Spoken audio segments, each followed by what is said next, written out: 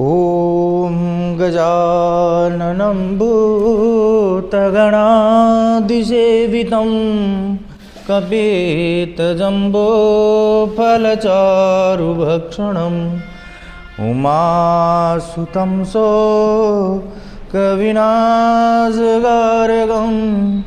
नमामि विघ्नेश्वरपादपङ्कजम्। विघ्नेश्वराय वरदाय सुरप्रियाय लंबोदराय सकलाय जगद्दिताय नागाननाय सुधियज्ञविभूषिताय गौरीसुताय गणनाथ नमो नमस्ते। देवी प्रपन्नार्ते हरे प्रसीद मातर जगदोखिलस्य प्रसीद विश्वेश्वरि पाहि विश्वं तुमीश्वरी देवी चराचरस्य। ओम श्री गणेशाय नमः। ओम नमः परमात्मने नमः। श्रीमद् भागवत पुराण महात्म्यम। एक समय की बात है कि नैमिषारण्य क्षेत्र में शौनकादि ऋषि श्री सूत जी से हरि चर्चा करने लगे। एकत्र हुए। शौनकादि ऋषि बोले, हे सूत जी, आप कृपा करके कोई ऐसा उपाय बतलाइए जिसके करने से मनुष्य आवागमन से छुटकारा पाकर मोक्ष प्राप्त कर सके। बोलो विष्णु भगवान की जय हो। शौनक जी के इस प्रकार के लोकहितकारी वचनों को सुनकर श्री सूत जी कहने लगे, हे ऋषि, आज तुमने मनुष्य मात्र के उद्धार की बड़ी अच्छी बात पूछी है। कलयुग में श्रीमद् भागवत की कथा ही मोक्ष को देने वाली है, जिसका वर्णन सुखदेव जी ने राजा परीक्षित से किया था और राजा परीक्षित उसके श्रवण मात्र से मोक्ष को प्राप्त हुए। बोलो विष्णु भगवान की जय हो। जिस समय श्री सुखदेव जी राजा परीक्षित को श्रीमद् भागवत की कथा सुनाने को बैठे, उस समय देवता अमृत का घड़ा लेकर आए और सुखदेव जी से कहने लगे, भगवान, ये अमृत पिलाकर राजा परीक्षित को अमर कर दीजिए और श्रीमद् भागवत की कथा हम लोगों को सुनाइए। देवताओं के वचन सुनकर सुखदेव जी कहने लगे कि अमृत के समान है और श्रीमद् भागवत की कथा मणि वेग के समान। यह कथा देवताओं को भी दुर्लभ है, क्योंकि इसके हर दिन श्रवण करने से ही मोक्ष की प्राप्ति हो जाती है। कथा ब्रह्मा जी ने नारद जी को सुनाई थी, परंतु सप्ताह विद्वान सनत कुमार जी ने नारद जी को बताया था। प्रसंग में आप लोगों से कहता हूँ, एक समय सनातन और सनंत कुमार ऋषि ही सत्संग के हेतु बद्रिकाश्रम आए। उस समय उन्होंने नारद जी को अति उदास देखा। वह ऋषि नारद से बोले, हे नारद, तुम उदास दिखाई दे रहे हो, इसका क्या कारण है? नारद जी के कहने लगे, हे प्रभु, मैं मृतलोक का विचरण करके आया हूँ। वहाँ मैंने सबको रोते, शोक तथा धन आदि से दुखी देखा। अधर्मी बढ़ रहे हैं, धर्मधारी बहुत दुखी हैं। जब मैं भ्रमण करता हुआ मथुरा के जमुना तट पर आया तो वहाँ मैंने देखा कि एक सुंदर युवा स्त्री बहुत दुखी बैठी हुई है। अनेकों स्त्रियां ने उसे घेरा कर बैठी हैं और दो वृद्ध पुरुष वहाँ मूर्छित पड़े हुए हैं।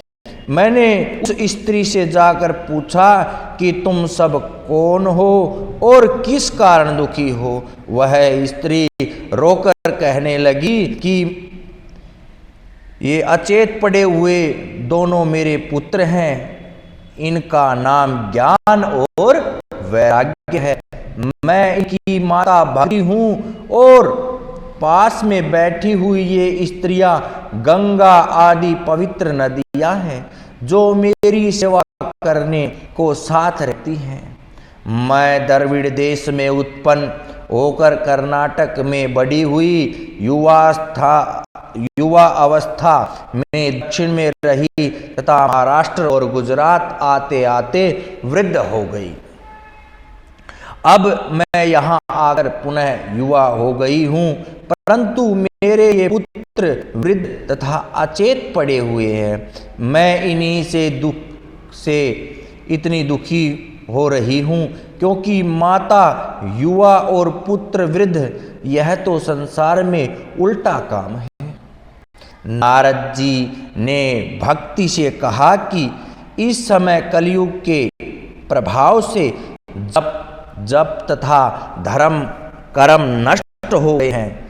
दुष्ट बुद्धि के प्रभाव से वह सब स्वार्थी हो गए हैं। ज्ञान और वैराग्य अब कोई श्रद्धा नहीं है रखता। इसी कारण तुम्हारे पुत्रों की यह दशा हुई है। परंतु यह व्रज है, यहाँ भगवान सदैव वास करते हैं। बोलो विष्णु भगवान की जय हो। इस कारण यहाँ भक्त भी हैं जो तुम्हारा सम्मान करते हैं। इसी कारण तुम यहाँ आकर वृद्ध से तरुण हो गई हो। अब अपने हृदय की चिंता त्यागो। इस क्षेत्र में के निवासी कलयुग में भक्ति का त्याग नहीं करेंगे। नारद जी के वचनों को सुन भक्ति बोली कि राजा परीक्षित तो बहुत बलवान थे, उन्होंने इस दुष्ट कलयुग का संहार क्यों नहीं किया।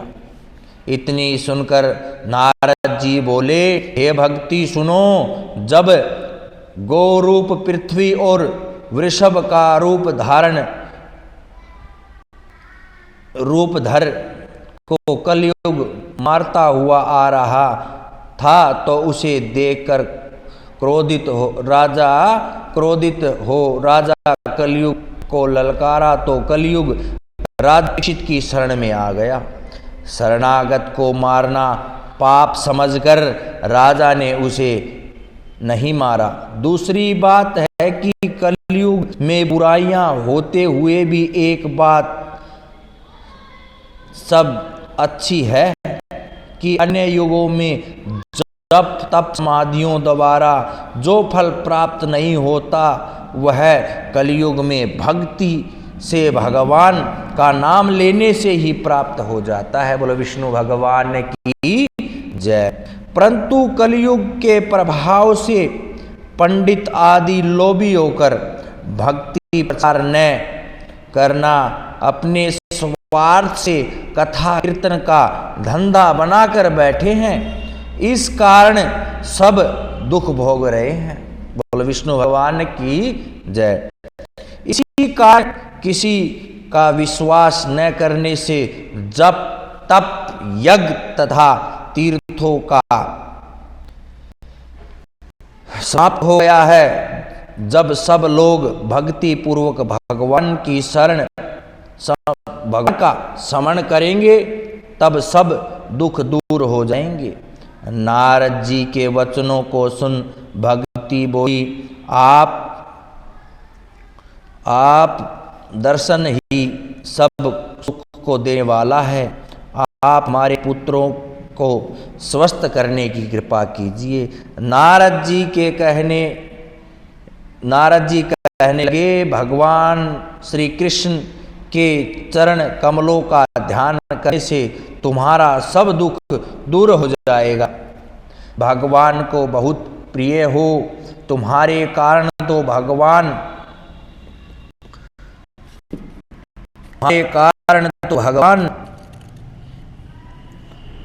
अपने जनों के भी अनुकूल ही उन्हें दर्शन देते हैं। सतयुग ज्ञान और वैराग्य से मुक्ति प्राप्त होती थी, परंतु कलयुग में भक्ति ही मुक्ति को देने वाली है। जब भगवान ने तुम्हें कहा था और तुमने उनसे आज्ञा मांगी थी कि मैं क्या करूं, तो भगवान ने भक्तों को युद्ध करने की आज्ञा दी। तुम्हारे स्वीकार करने पर भगवान ने तुम्हें ज्ञान वैराग्य नाम के सेवक और मुक्ति सेविका के रूप में प्रदान की थी। तुम्हारा निवास स्थान तो वैकुंठ है, परंतु भक्तों का स्मरण करने के लिए तुम ज्ञान और वैराग्य और मुक्ति के हेतु पृथ्वी पर रहती हो। कलयुग में मुक्ति तुम्हारा हाथ छोड़कर वैकुंठ को चली गई। अब तुम्हारे याद करने पर वह तुम्हारे सामने उपस्थित होती है।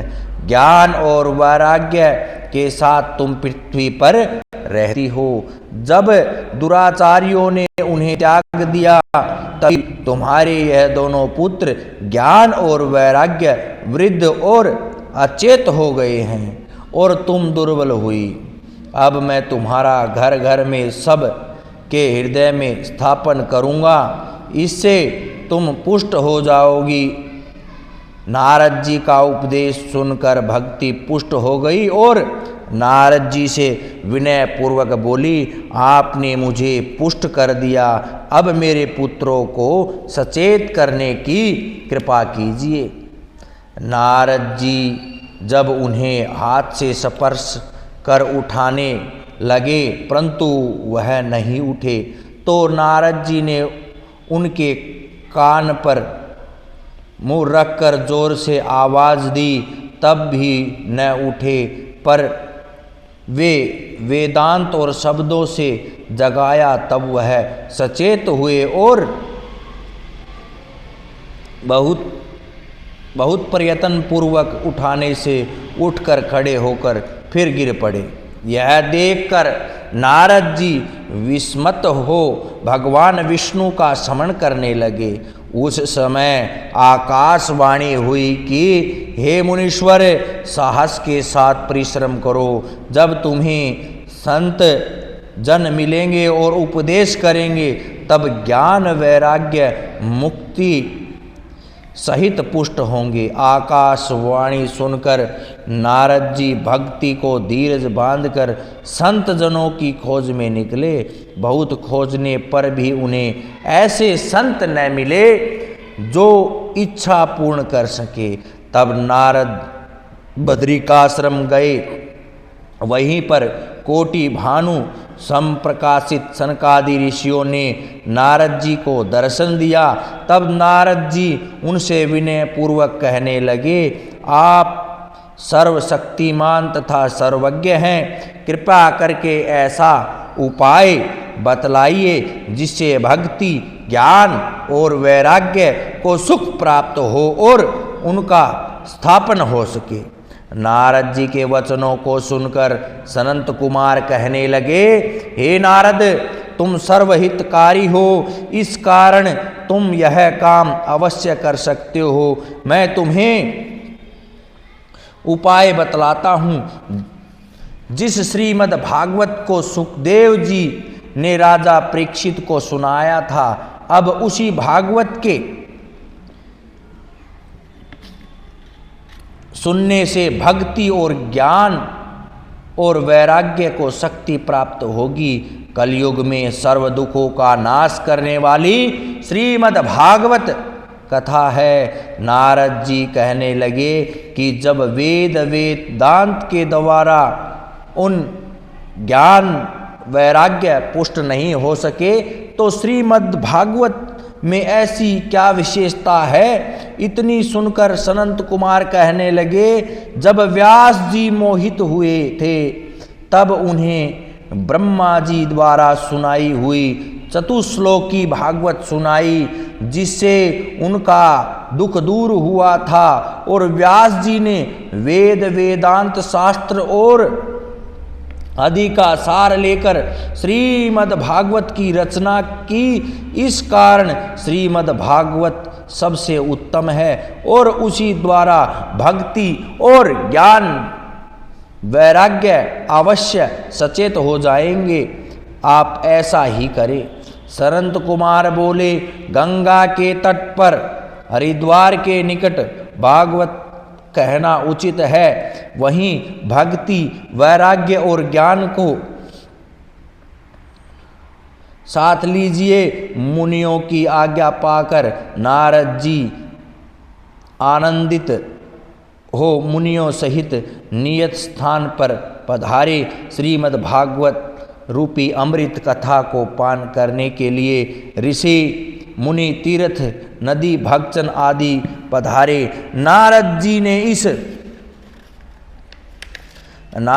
ने इस ज्ञान यज्ञ की दीक्षा ले सनत कुमार को आसन दे ज्ञान यज्ञ आरंभ किया। सनत कुमार जी ने सुखदेव परीक्षित संवाद रूपी श्रीमद् भागवत के 12 स्कंदों के 18 सहस्त्र श्लोक सबको सुनाए। देवता विमान पर बैठकर अंबर से फूलों की वर्षा करने लगे। श्रीमद् भागवत कथा 7 दिन में पूर्ण रूप से सुनी जाती है। अन्य युगों में जो फल जप तप यज्ञों द्वारा प्राप्त होता था, कलयुग में वह फल श्रीमद् भागवत की 7 दिन की कथा से प्राप्त होता है। श्रीमद् भागवत में सब दुख सब पापों को दूर कर सब प्रकार के सुखों को प्रदान करने वाली शक्ति है। जो श्रीमद् भागवत को श्रवण करता है, भक्ति उसके हृदय में निवास करती है। बोलो विष्णु भगवान की जय। धनी निर्धन सब इसका एक समान लाभ प्राप्त कर सकते हैं। जहाँ भक्ति होती है वहाँ भगवान भी होते हैं। श्रीमद् भागवत की कथा सब प्रकार के दुखों को दूर कर सुखों का संचार करने वाली तथा मुक्ति की देने वाली है। जब श्रीमद् भागवत की कथा आरंभ हुई उस समय सबके हृदय शुद्ध हो गए। स्वयं भगवान ने सबके हृदय में आकर प्रवेश किया। उस समय नारद जी बोले, हे मुनीश्वरों, सप्ताह यज्ञ से कौन कौन से लोग पवित्र होते हैं यह बताइए। इतनी सुनकर सनत कुमार कहने लगे, हे नारद, पाखंडो घमंडी पापी दुराचारी माता पिता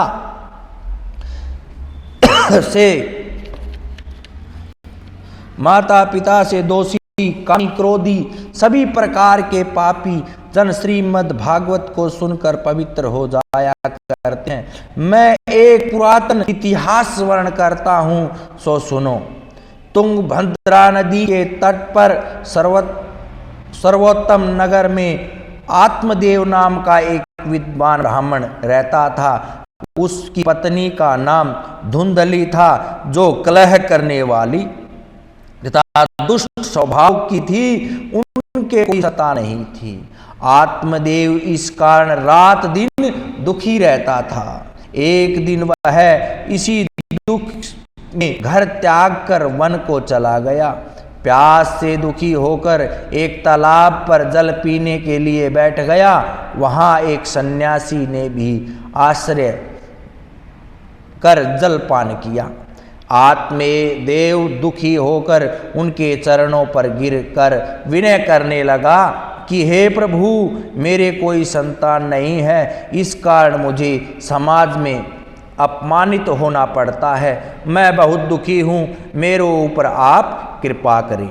सन्यासी ने ध्यान लगाकर कहा, पुत्र तो तुम्हारे भाग्य में है ही नहीं। यह सुन आत्मदेव आत्महत्या को तैयार हुआ। यह दुख सन्यासी को दया आई। उसने एक फल देकर कहा कि इसे अपनी पत्नी को खिला देना, जिससे उसके संतान हो जाएगी। इतना कह सन्यासी चला गया। वह ब्राह्मण फल लेकर प्रसन्न होता हुआ अपने घर आया और अपनी पत्नी धुंधली को फल देकर कहने लगा कि यह मुझे एक सन्यासी से प्राप्त हुआ है, इसके खाने से पुत्र सुख होगा। फल देकर आत्मदेव कहीं बाहर चला गया। उसकी पत्नी ने फल ले तो लिया परंतु खाया नहीं। अपनी सहेली से कहने लगी, गर्भ धारण करने की परेशानियों से तो मेरा बांझ रहना ही अच्छा है। यह सोचकर उसने फल नहीं खाया और गाय को खिला दिया और अपने पति से कह दिया कि मैंने खा लिया। कुछ दिन के में उसकी बहन आई। उसने उसे सब हाल सुनाया। बहन कहने लगी कि मेरे जो पुत्र होगा मैं तुम्हें दे दूंगी, बदले में तुम मुझे कुछ धन दे देना। मैं तुम्हारे बालक का पोषण भी कर जाया करूंगी। कुछ दिन बाद उसकी बहन के पुत्र उत्पन्न हुआ। वह उसने धुंधली को दिया। धुंधली ने अपने पति से कहा कि मेरे पुत्र उत्पन्न हुआ। यह सुन आत्मदेव प्रसन्न हुआ। उसकी पत्नी कहने लगी, मेरे दूध की कमी है, मेरी बहन का पुत्र मर चुका है, उसे बुला लें, वह दूध पिलाकर पालन पोषण करेगी। ब्राह्मण ने यह बात मान ली। धुंधली ने अपनी बहन बुला ली और वह उस पुत्र का पालन पोषण करने लगी। पुत्र का नाम संस्कार किया। उसका नाम धुंधकारी रखा गया। धुंधकारी बड़ा दुष्ट स्वभाव का था। वह वैश्यागामी हुआ। उसने सब धन वैश्याओं को दे दिया। यह देख आत्मदेव बहुत दुखी हुआ और आत्मदाह को घात को तैयार हुआ। गोकर्ण ने उन्हें समझाया कि मोह त्याग, भगवान का भजन करो, श्रीमद् भागवत के 10वें स्कंद का पाठ करो, जिससे आपका परलोक बने। यह सुनकर आत्मदेव वन को चला गया और भक्ति पूर्वक भागवत के 10वें स्कंद का पाठ करने लगा और भगवान को प्राप्त हुआ। सूत जी कहने लगे, हे ऋषियों, पिता की मृत्यु के बाद धुंधकारी ने अपनी माता को बहुत कष्ट दिया। उसे पीट कर सब धन छीन लिया, जिससे दुखी हो वह कुएं में गिरकर मर गई। धुंधकारी अपने घर में 5 वैश्याओं को लाकर रहने लगा। जब सब धन समाप्त हो गया तो वह चोरी करके बहुत धन ले आया। एक दिन वैश्याओं ने सलाह करके धुंधकारी को रस्सियों से बांधकर उसके मुंह पर आग के अंगारे रखकर उसे जलाकर मार डाला और घर में गड्ढा खोदकर गाड़ दिया और सब धन लेकर भाग गई। धुंधकारी इस प्रकार मृत्यु को प्राप्त हो एक बड़ा प्रेत हुआ, जो सुधा प्यास से दुखी वायु भक्षण कर विचरता रहता था। जब गोकर्ण एक दिन सो रहे थे कि आधी रात के समय उन्हें एक भयंकर आकृति का प्रेत दिखाई दिया। जब आवाज देने पर भी वह नहीं बोला तो गोकर्ण ने पानी को मंत्र पढ़कर उस पर जल के छींटे मारे। तब उस प्रेत की आवाज निकली और बोला, मैं तुम्हारा भाई धुंधकारी हूँ। मुझे वैश्याओं ने रस्सियों से बांध जला कर मार डाला। इस कारण मैं बहुत भयंकर प्रेत हो गया हूँ। मैं बहुत दुखी हूँ, मुझे इस योनि से बचाओ। यह सुन गोकर्ण विस्मित हो कहने लगे कि मैंने गया में तुम्हारे पिंड दिए थे, तब भी मुक्ति नहीं हुई। अब धीरज धरो, तुम्हारी मुक्ति का उपाय करूँगा। गोकर्ण ने सूर्य की प्रार्थना की। तब सूर्य नारायण ने कहा कि इसे प्रेत योनि से मुक्ति करने के लिए श्रीमद् भागवत का सप्ताह यज्ञ करो। बोलो विष्णु भगवान की जय। गोकर्ण ने सूर्य के वचनों को मानकर सप्ताह यज्ञ आरंभ किया। उसमें बहुत नर नारी आए। धुंधकारी 7 गांठ के बास में आकर ऊपर बैठ गया। पहले दिन पाठ के अंत में बांस की एक गांठ फट गई, दूसरे दिन दूसरी गांठ फट गई। इसी प्रकार 7वें दिन सप्ताह की समाप्ति पर 7वीं गांठ बांस की फट गई और उसमें से भगवान श्री कृष्ण का रूप धारण किए हुए वह धुंधकारी प्रकट होकर गोकर्ण को प्रणाम कर कहने लगा कि तुम्हारी कृपा से मैं आज प्रेत योनि से मुक्त हो गया। उस समय भगवान के पार्षद विमान लेकर आया और उसमें धुंधकारी को बैठाया। गोकर्ण ने पार्षद से कहा कि यहाँ तो भगवान सुनने वाले बहुत नर नारी थे, विद्वान अकेले धुंधकारी को क्यों लेने आया। पार्षद बोले, सब ने श्रीमद् भागवत को भक्ति पूर्वक नहीं सुना। धुंधकारी ने भक्ति पूर्वक ध्यान लगाकर सुना, इस कारण यह भगवान को प्राप्त हुआ। गोकर्ण ने जब दूसरी बार श्रावण मास में श्रीमद् भागवत यज्ञ किया, सब नारियों तथा पुरुषों ने प्रेम से कथा अमृत पान किया।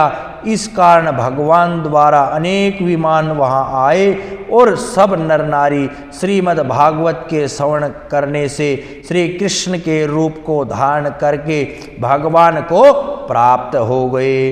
बोलो विष्णु भगवान की जय हो। सप्ताह पाठ विधि। आषाढ़, श्रावण, भाद्रपद, कवार, कार्तिक तथा अहगन इन 6 महीनों में जब शुभ मुहूर्त हो सप्ताह यज्ञ करावें तो अति उत्तम है। स्थान घर, वन या तीर्थ कहीं भी हो, परंतु इतना ध्यान रखें कि अधिक संख्या में आदमी वहां एकत्र हो सकें। स्थान शुद्ध साफ होना चाहिए। उसे मंडप बनाकर कदली खंभों तथा वंदनवार से सजाना चाहिए। वेदिका की उत्तर दिशा में 7 लीक बनाकर विरक्त ब्राह्मणों को बिठलाना चाहिए। इससे प्रथम जहाँ तक हो सके सभी लोगों को यज्ञ में आमंत्रित करना चाहिए। सब का उचित आसन देना चाहिए। वक्ता को सुंदर और ऊंचे आसन पर उत्तर की ओर मुंह करके तथा श्रोता को की ओर मुंह करके बैठना चाहिए या वक्ता को पूर्व आसन, श्रोता को उत्तर मुंह करके बैठना चाहिए।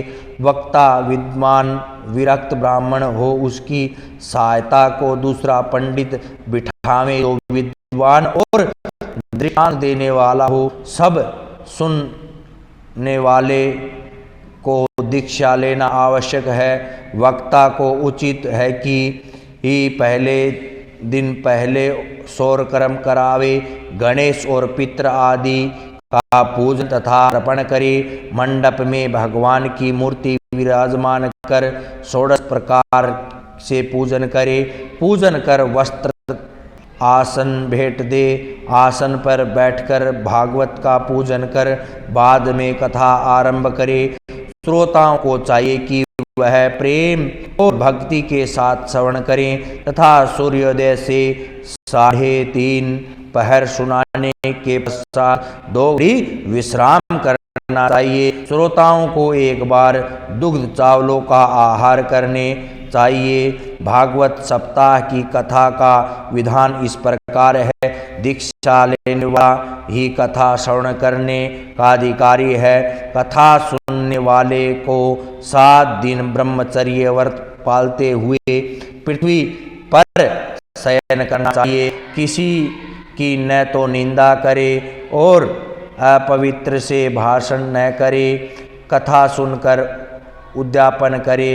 इतना कहकर सनंत कुमार ने नारद को कथा सुनाना आरंभ किया। बोलो विष्णु भगवान की जय हो।